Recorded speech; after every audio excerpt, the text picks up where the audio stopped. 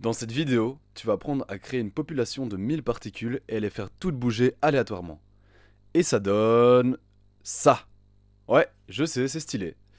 Bon allez, je vous le laisse en fond avec un peu de flou. Encore un peu... nickel. Allez, bonne vidéo hein. Avant de commencer, petit disclaimer. Salut les boys. En fait, j'ai fait une petite erreur dans la vidéo précédente. J'ai osé dire que la valeur maximale pour une des trois composantes du RGB, c'est-à-dire Red, Green, Blue, était de 252.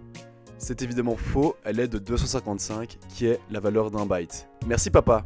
Eh oui, mon papa il est informaticien. Salut les AFK. Oui, j'ai décidé de vous appeler les AFK, car il y a max une personne qui regarde mes vidéos. Mais bon, ça me plaît donc je continue. Bienvenue dans l'épisode 2 de la série de tutoriels sur les algorithmes génétiques. Si tu n'as pas suivi le premier tuto, je t'invite à cliquer ici pour aller le voir.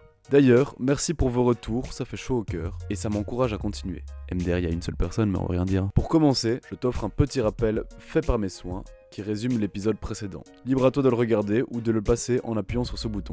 Attention, ça va aller plutôt vite, mais pas trop parce que je parle lentement quand même. Du coup, vous verrez, vous arriverez quand même à suivre, mais bon voilà quoi. Dans les épisodes précédents.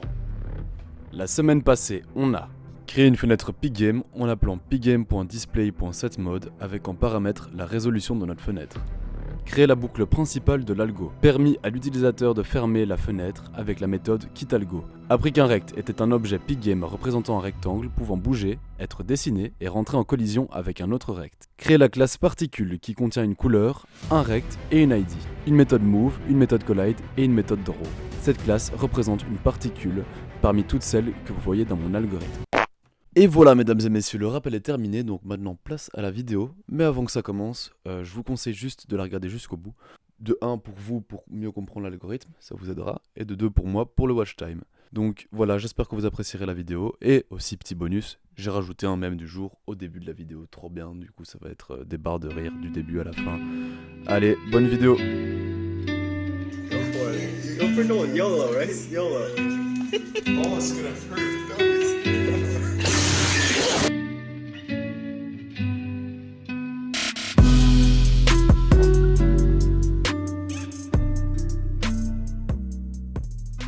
Aujourd'hui, ce que je vous propose de faire, c'est de créer une population de particules, c'est-à-dire un ensemble de particules. Et pour chacune de ces particules, on va essayer de les dessiner et de les faire bouger. Alors, pour ça, on va créer des nouvelles variables globales.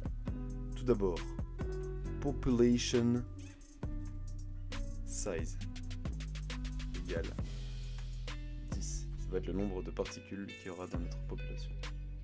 Ensuite, speed x égale 5. Taux 1. Ça va être la vitesse en x de notre particule. Ensuite, speed y égale 1. Ça va être la vitesse en y de notre particule. Et enfin, nous allons créer une liste vide qu'on va appeler individuals.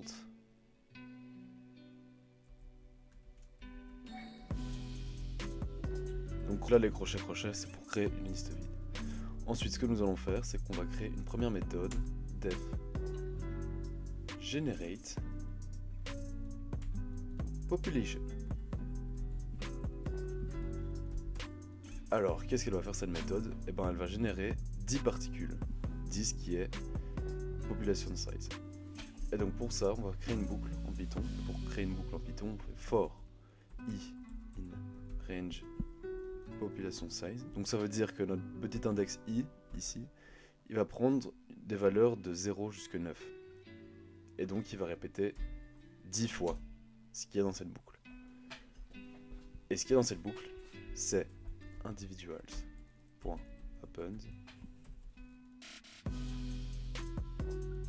Donc cette méthode, elle sert à ajouter un élément dans une boucle. Et qu'est-ce qu'on va ajouter dans cette boucle? Un nouvel objet particle qui prend en argument un rect. Et un rect en Pygame, on l'avait vu dans la vidéo précédente, c'est pygame.rect, avec comme argument une position en x, une position en y, une taille en x et une taille en y. Ici on va mettre par exemple 300 comme position x, 300 comme position y, et size que je vais mettre à 5. plutôt à 10. Vu que notre particule est carrée, je veux qu'elle ait la même taille en longueur que la taille en hauteur. C'est pour ça que je mets size et size. Ensuite, qu'est-ce qu'on veut faire avec cette population de particules? On veut pouvoir la dessiner. Alors, nous allons créer une méthode def draw population. Dans cette méthode, on va parcourir la liste qu'on a créée ici. Et pour chaque élément de cette liste, on va dessiner la particule. Et pour dessiner la particule, on va appeler la méthode draw. Donc ça va se passer comme ça. Tout d'abord, parcourir la liste. Donc on va faire for particle in individuals. Il va prendre la particule à l'indice 0, puis la particule à l'indice 1, etc. Et nous, ce qu'on va faire, c'est que pour chacune de ces particules, on va la dessiner. Donc on va faire particule.draw. On va tout de suite tester si ça marche. Alors pour ça, juste après le window.fillBlack, on va appeler d'abord notre méthode GeneratePopulation, qui va nous créer une population, et ensuite une méthode drawPopulation, qui va nous dessiner la population. Voyons voir. Et voilà. Ici, vous voyez qu'une particule. Est-ce que quelqu'un sait pourquoi? Vous pouvez pas me répondre, mais c'est logique, c'est parce qu'elles ont toutes la même position. Elles sont toutes en 300-300. Donc ce que je vous propose de faire, c'est de générer une position aléatoire pour chacune des particules. Pour ça, je vais définir une nouvelle méthode qui va s'appeler getRandomPos. Donc getRandomPosition. Pour ceux qui ne parlent pas très bien anglais, retourner une position aléatoire. Et cette position, elle va prendre deux arguments, A et B, qui seront des entiers.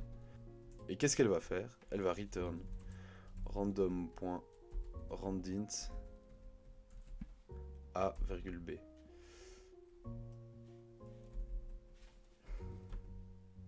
Ici, mettre random en rouge, c'est normal parce qu'on n'a pas import. En fait, random, c'est un module de Python. Donc on doit faire import random. Comme ça, on peut utiliser la méthode randint de la classe random. Et ça va faire quoi? Ça va nous renvoyer un entier entre A et B. Donc maintenant que nous avons créé cette méthode getRandomPos, on va l'utiliser.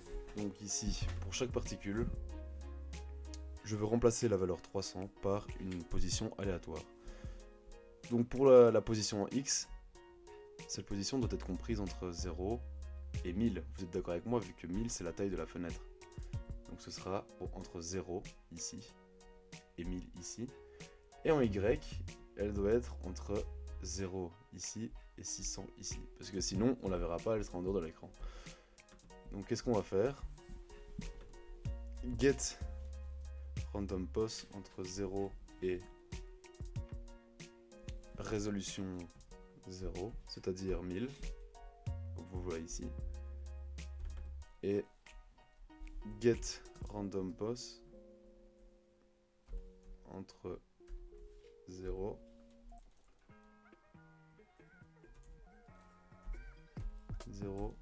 et résolution 1. Et là normalement on devrait avoir des particules qui s'affichent un peu aléatoirement sur l'écran. Voilà.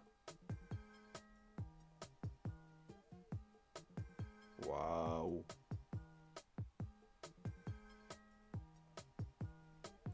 Alors pourquoi on a un nombre de particules qui augmente à l'infini? C'est parce qu'à chaque fois j'ai fait generate population, donc ça veut dire qu'à chaque fois j'ajoute 10 individus à chaque tour de boucle, et du coup il dessine 10 individus en plus à chaque tour de boucle. C'est quand même beau. Hein.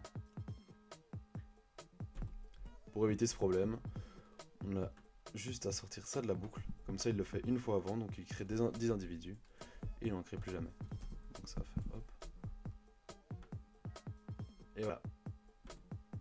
Donc à chaque fois on va avoir des positions différentes pour nos individus. Alors si on veut être encore plus pro, ici, après la résolution 0, il faut juste rajouter moins size. Parce qu'en fait, en Pygame, le centre d'un rect, il n'est pas au centre du rect en fait. Il est en haut à gauche. Et du coup, quand il a une position 0, par exemple, il sera là. Et donc si par malheur, il avait une position 1000, parce que c'est ce qu'on avait mis au début, il aurait son coin qui serait sur le bord de l'écran et il dépasserait le reste du truc Le reste du rectangle dépasserait de l'écran et on le verrait plus. Donc il faut juste mettre moins size. Alors là on a déjà un truc super chouette. Regardez, on peut par exemple mettre 100 particules et ça devrait marcher. Voilà, là on a 100 particules qui s'affichent. On pourrait même en mettre 1000 parce que moi j'en ai 1000 dans mon algorithme au final. Et voilà, j'ai 1000 particules, c'est super beau, qui sont en des positions aléatoires. Ce qu'on pourrait aussi, c'est leur mettre une couleur aléatoire pour que ce soit encore plus beau. Alors pour ça, il suffit de mettre 3 random int ici qu'on a créé avant. Donc on met de 0 jusqu'à 255 parce que la valeur maximale d'une couleur c'est 255. Ici pareil, 0, 255. Et get random pos entre 0 et 255. Et là elles auront chacun leur couleur. Logique, regardez-moi ça, c'est magnifique. Voilà, donc là on a déjà généré une liste de particules avec des couleurs différentes, c'est déjà pas mal. Ensuite, qu'est-ce qu'on va faire maintenant? On va essayer de les faire bouger. Alors pour ça, on va créer une méthode def move population. Def move population.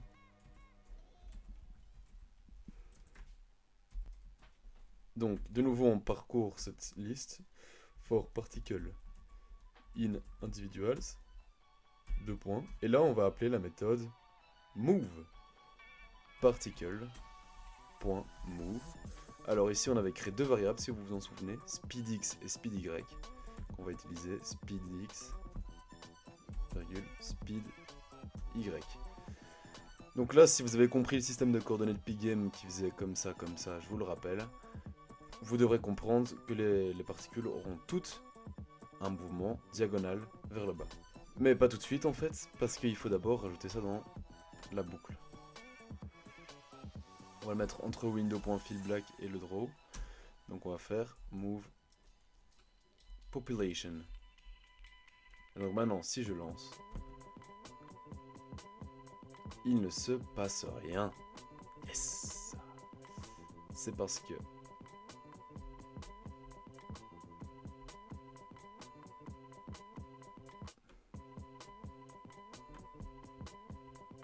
ici, dans notre classe, à la place d'appeler la méthode move de Pygame qui ne fonctionne pas très bien, je ne sais pas pourquoi, on va appeler self.rect.x plus égale x. Donc en fait on va l'implémenter nous-mêmes.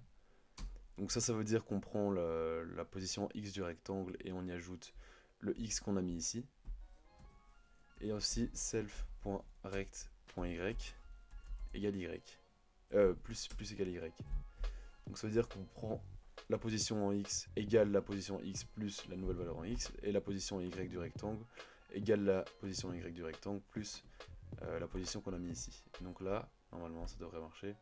Regardez, voilà, elles bougent toutes vers le bas, parce qu'elles font toutes plus 1 comme ça. Si on avait mis speedy égale 0, vous devinez, attendez, speedy égale 0, vous devinez qu'elles vont faire un mouvement comme ça. Et ça peut même être négatif, donc on peut mettre -1 ici par exemple, et donc elles vont tous aller vers la gauche. Voilà, comme ça. Vous comprenez le délire, quoi. Donc là, on arrive déjà à bouger nos particules, à les dessiner, etc. etc. C'est déjà pas mal. Alors, c'est maintenant que les choses sérieuses commencent. On va parler d'algorithmes génétiques. Le but d'un algorithme génétique est d'obtenir une solution approchée à un problème d'optimisation lorsqu'il n'existe pas de méthode exacte ou que la solution est inconnue, pour le résoudre en un temps raisonnable.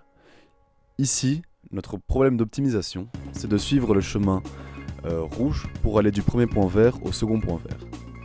Les algorithmes génétiques utilisent le principe de sélection naturelle. C'est-à-dire que pour une population donnée et un problème donné, les plus adaptés à la réalisation du problème survivent et se reproduisent en transmettant leurs gènes aux populations futures, comme les humains en fait. Ici, la population c'est notre liste de particules qu'on a appelée individuals, et leurs gènes vont être représentés par une liste de mouvements. En effet, pour une particule, sa capacité à survivre au problème donné, ici en l'occurrence parcourir le chemin, sera caractérisée par l'ensemble des mouvements qu'elle aura effectués. Bon, nous n'avons pas encore le chemin rouge, mais on peut déjà essayer de coder les gènes de la première génération de nos particules. La première génération est caractérisée comme ayant une liste de gènes complètement aléatoire. Donc ici, pour chaque particule de notre première génération, on va générer aléatoirement une liste de mouvements. C'est parti. Alors pour faire cela, rien de plus simple. On va d'abord créer une nouvelle variable qu'on va appeler number of moves. Donc ça va nous indiquer le nombre de mouvements que chaque particule va faire. Ici on va mettre ça par exemple à 100. Ensuite, on va se rendre dans notre classe particule et on va ajouter une nouvelle variable d'instance qui va s'appeler self.moves égale une nouvelle liste vide. Et donc c'est dans cette liste qu'on va insérer chacun des mouvements qu'exécutera la particule. Et cette liste va bien sûr changer au fur et à mesure des générations. Mais pour la première génération, on veut des mouvements qui sont générés complètement aléatoirement. C'est comme je vous l'ai dit il y a 3 minutes. Alors maintenant, on se rend dans la classe particule de nouveau. Et on crée une méthode def generate random moves. Donc ça c'est pour générer une liste de mouvements aléatoires pour une particule. Comment ça marche? On va tout simplement faire for i in range number of moves. Donc ça veut dire pour i allant de 0 à 99, parce que ici c'est number of moves is 100, et donc chaque particule aura 100 mouvements. Eh bien, on va ajouter 100 mouvements aléatoires à notre liste moves. Donc on va faire self.moves.append. Et là on va utiliser une méthode que vous commencez à connaître, getRandomPos, donc qui nous retourne un nombre aléatoire entre A et B. Ici entre -speedx et speedx, ainsi que getRandomPos de nouveau entre -speedy virgule speedy. Et on doit rajouter des parenthèses car c'est un tuple, donc une paire de variables si vous voulez. Et donc dans chaque case de moves, de la liste moves, nous aurons une paire, par exemple 0, 1, ou alors 1, 1, ou alors -1, 1, etc. de déplacement en X et de déplacement en Y. Voilà. On ne doit pas oublier de changer la valeur de speedx et speedy aussi, parce que ici on était à -1, 0, du coup on va mettre par exemple à 1, 1. Voilà. Il faut appliquer cette méthode à toute la population, à toute notre population. Et donc ce qu'on va faire, c'est def generate random moves. C'est un peu long comme nom de méthode, mais on va la mettre quand même. Population. Alors, pour ça, on va faire comme d'habitude for particle in individuals. Donc on parcourt de nouveau notre liste de particules. Et là on va appeler pour chacune des particules sa méthode generate random moves. Voilà, c'est parfait comme ça. Bon, maintenant ce qu'il nous reste à faire, c'est modifier notre méthode move population. Parce que là, pour l'instant, on a un mouvement qui ne nous intéresse pas, un mouvement vers la gauche, ou alors on pourrait faire ce qu'on veut, mais nous ce qu'on veut c'est que chacune des particules exécute ses 100 mouvements aléatoires. Alors pour cela, c'est ici que ça devient un peu tricky, un peu compliqué, mais t'inquiète pas, tu t'accroches un peu et ça devrait aller. Pour cela, on va créer une nouvelle variable count égale 0. Vous allez comprendre après. Ensuite, ici, on va toujours appeler notre fonction move, bien sûr, mais cette fois plus avec un x et un y qu'on aura choisi, mais avec la valeur à l'indice count de notre variable d'instance moves. Vous allez vite comprendre, regardez, je vais appeler particle.moves à l'indice count. Donc ça veut dire que on va appeler la liste moves à l'indice count. Du coup, par exemple, la troisième valeur qui vaudra par exemple un tuple qui vaut, je sais pas moi, 1 et 1. Donc une vitesse en x en 1 et une vitesse en y en 1. Donc, rappelez-vous, pour la méthode move ici, on a besoin d'une position X et une position Y. Et comme on a un tuple, donc on prend la count im, particule, et on veut la première valeur du tuple qui est la valeur en X du déplacement. Ici, pour la deuxième valeur, donc le déplacement Y, on va de nouveau faire particle.moves, donc on appelle la liste moves, à l'indice count. Et cette fois, on va mettre 1. Comme ça, on aura accès à la valeur du déplacement en Y.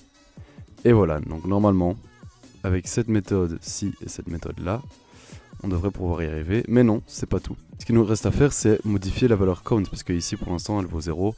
Du coup, la particule, elle va toujours faire le même mouvement, donc c'est-à-dire juste le premier mouvement de la liste.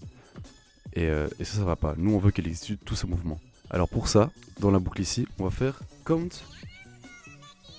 plus égale 1. Donc à chaque tour de boucle, count va s'incrémenter de 1.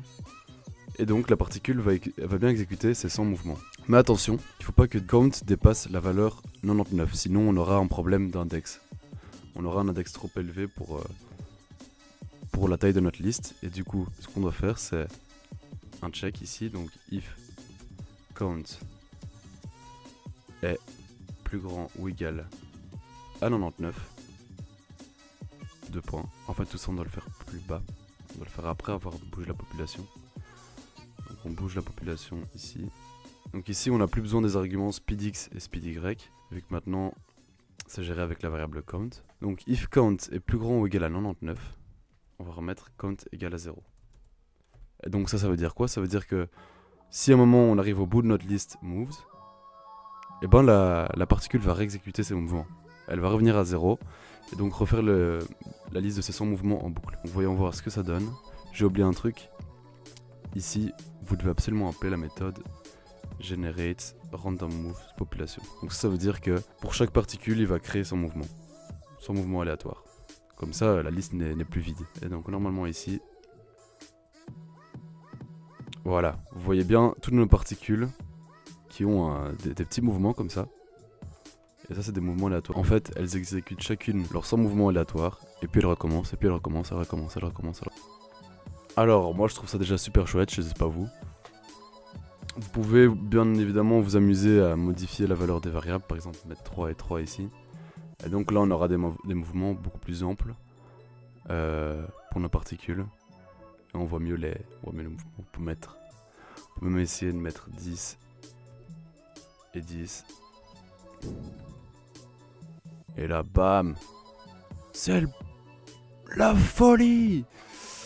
On peut même mettre une valeur plus élevée en X qu'en Y. Par exemple, on met 1 et 10. Et là, ça fait un truc plutôt beau, je pense. Regardez-moi ça. Voilà. On a quelque chose de très beau.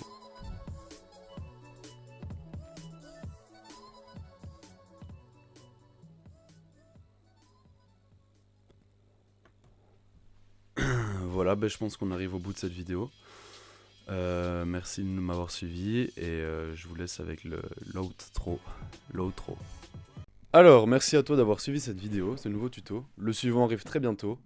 Et je voulais vous dire que, comme certains me l'ont proposé, je vais peut-être lancer un Discord, sûrement même, pour la fois prochaine, pour le tuto prochain. Donc restez au courant et voilà, je vous laisse avec le même du jour et à la prochaine, salut!